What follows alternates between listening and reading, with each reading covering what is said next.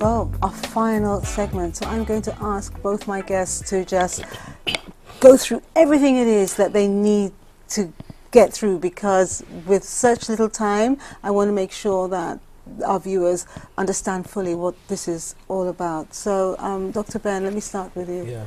Well, basically, what we want is to call on the public in general, everyone. We want you all to come out to support this cause, because we can't always sit down and wait for government to do it all for us.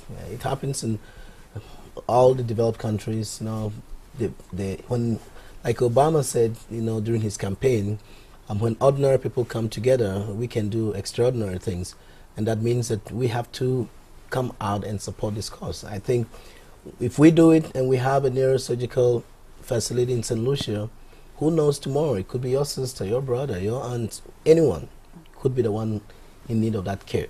Okay, how can they help? By donating. Okay, when we have the account number out, we will put it out in the newspapers. We'll have it out everywhere. How soon will that be? Before the end of the month. Okay, and of course you let us have it, so we'll let the viewers. Absolutely. Because the official launch is on the 29th of March. Yes.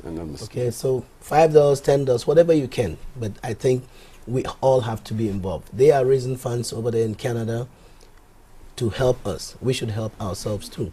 We should do that. The business sectors, everyone. We have a number of medical schools here in St. Lucia. We cannot have people in need of care that we can provide if we just all come together. I mean, we have so many medical schools here. And that's what we're talking about when we talk about accreditation, and that's why I want to focus on accreditation in the sense that we have medical schools. We must make sure that what we are producing are competent doctors with the skills and the knowledge.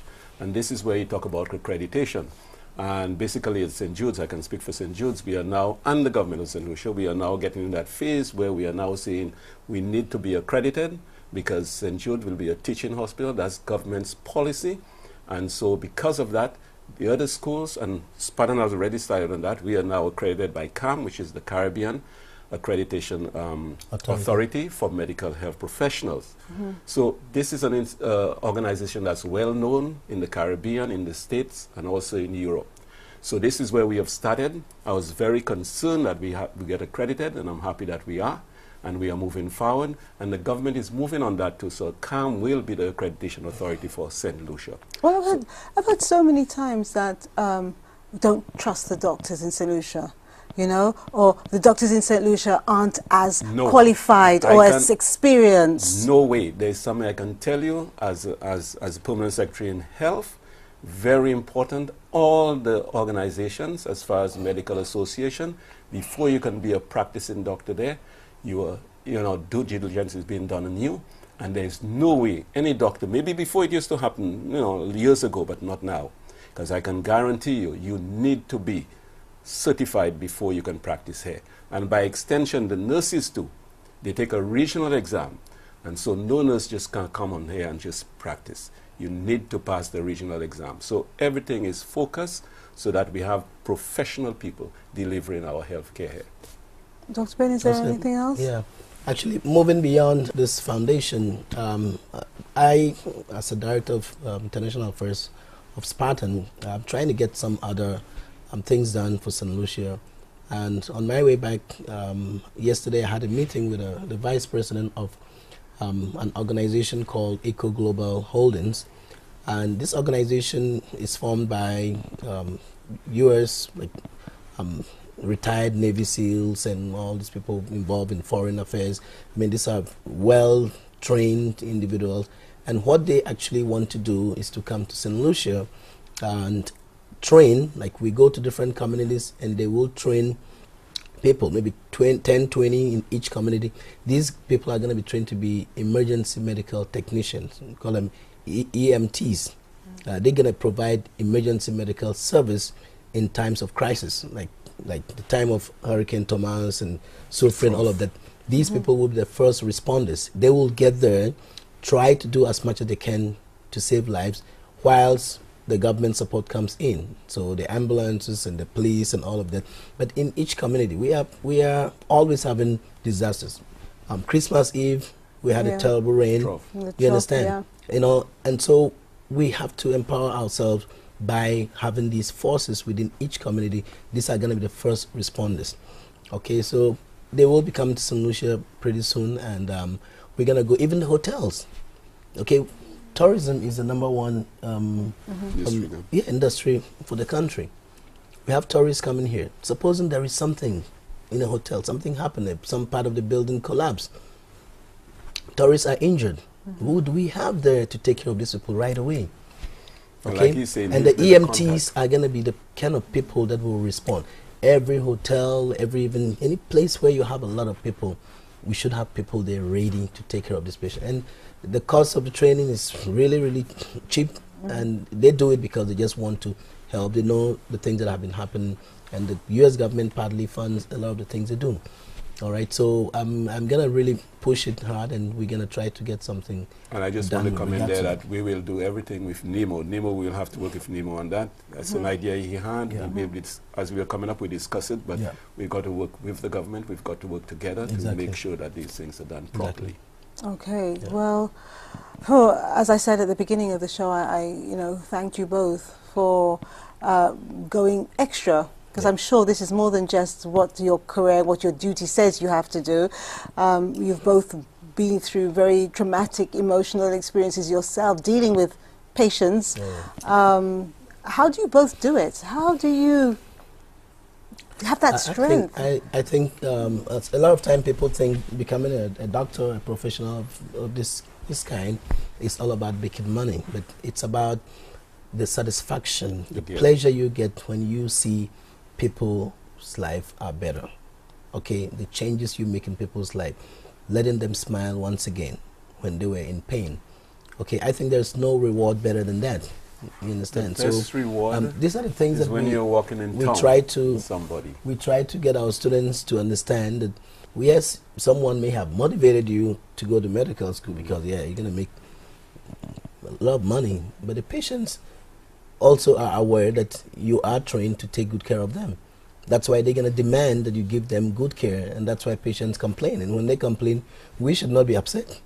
It's because we are not doing that other part. Being compassionate, being caring, put a smile in your face while you take care of the patient. Touch them, when they are in pain. Let them realize that you are there to give them relief, to support them. Okay, so sometimes that part we miss out. We probably just focus on the medical aspect, and then we forget about that humane part, which sometimes disconnects. And patient may feel like the doctor didn't really talk to me, he never looked at my face, he doesn't care, or and maybe the doctor is focused on reading your lab results and getting the right medication for you, and you are thinking, oh, this doctor didn't even talk to me, and he didn't. And patients who have told me they get a prescription from a doctor, and the moment they leave, they throw it away. So I say, what? You threw away the prescription? He said, I don't think the doctor knew what he was doing. I said, did you ask him questions? Doctor, why are you giving me this? Did you ask? Yeah.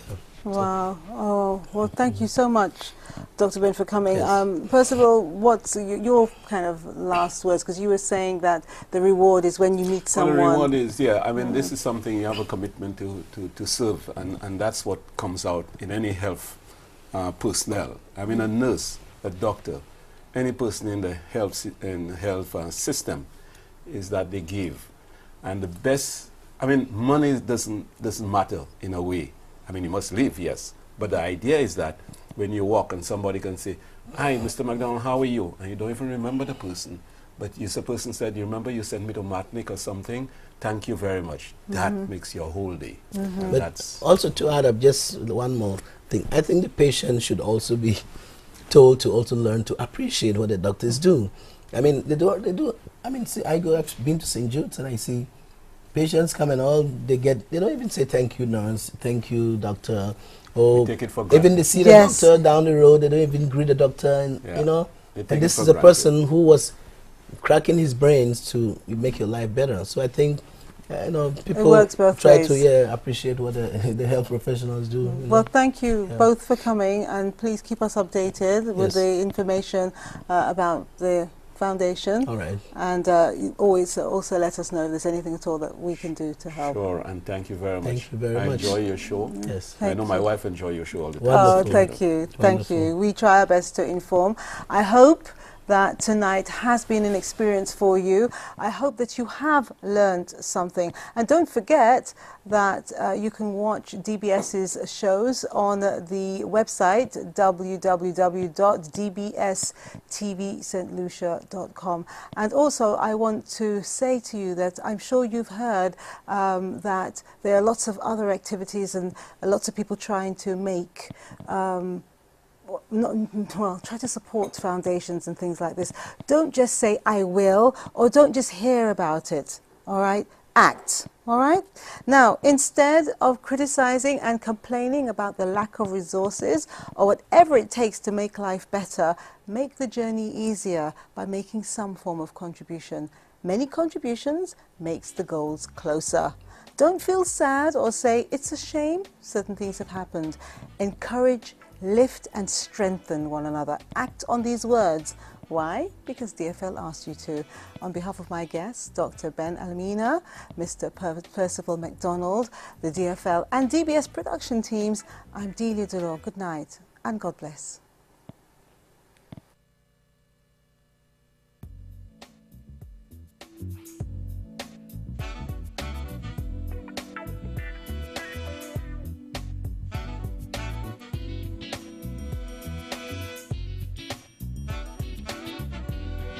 If you have information you'd like to share with viewers, contact Dolor Factor Live on info@dolorfactorlive.com, call 1-758-717-7979 or visit the website dolorfactorlive.com, Facebook Dolor Factor Live TV show.